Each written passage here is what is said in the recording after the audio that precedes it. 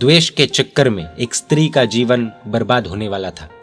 जब कोई भी खराब चीज हमारे साथ 1, 2, 3, 4 बार होती है तो उसे करने वाले व्यक्ति पर हमें द्वेष हो जाए वो सामान्य सी बात है, पर उसके बाद जो नेगेटिविटी उस व्यक्ति को लेकर हमारे मन में बंध जाती है उसे निकालने में वर्षों बीत जाते हैं।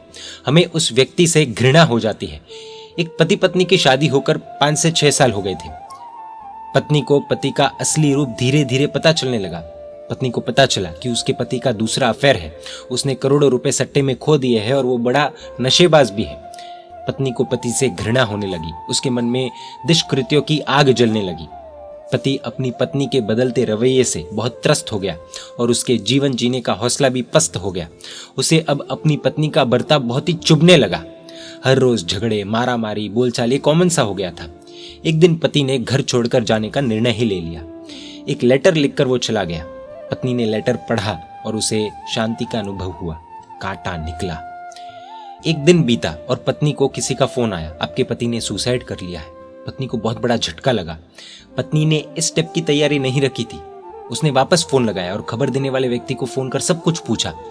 मैडम, आपके पति बड़े ही दयालु थे, उन्होंने सुसाइड करने से पहले अपनी सभी चीज आपको सौंपने को कहा था। इतना सुनते ही पत्नी की आंखों से आंसू गिरने लगे। पश्चाताप स्टार्ट हो गया। फिर तो पत्नी ने तलाशी चालू की और पता चला कि पति एक निर्दोष व्यक्ति था। No affair, no drugs, no share market, no सट्टा, ये उसका नियम था। पत्नी सुसाइड स्थान पर जाने के लिए तैयार हुई। जैसे ही दरवाजा खोला और बाहर निकली, वैसे ही सामने अपने पति को देखा। वो उसके गले लग गई। पति को भी आश्चर्य हुआ। क्या हुआ? पति ने पूछा। आपने तो सुसाइड कर लिया था ना? पति को आश्चर्य हुआ। फिर पति की लाइट जली और वो हंसा। गुरुजी ने सही कहा था कि आप घर पर जाइए, आपको सब सॉल्यूशन मिल जाएगा। पत्नी को पता चल गया कि गुरु ने डोज देकर उसका द्वेष निकाला किया था। श्री दशवैकालिक सूत्र में यह ही बात की है, द्वेष का छेद कर दो। द्वेष रहता है तो असलियत दिखती नहीं, सब नकली ही दिखता है।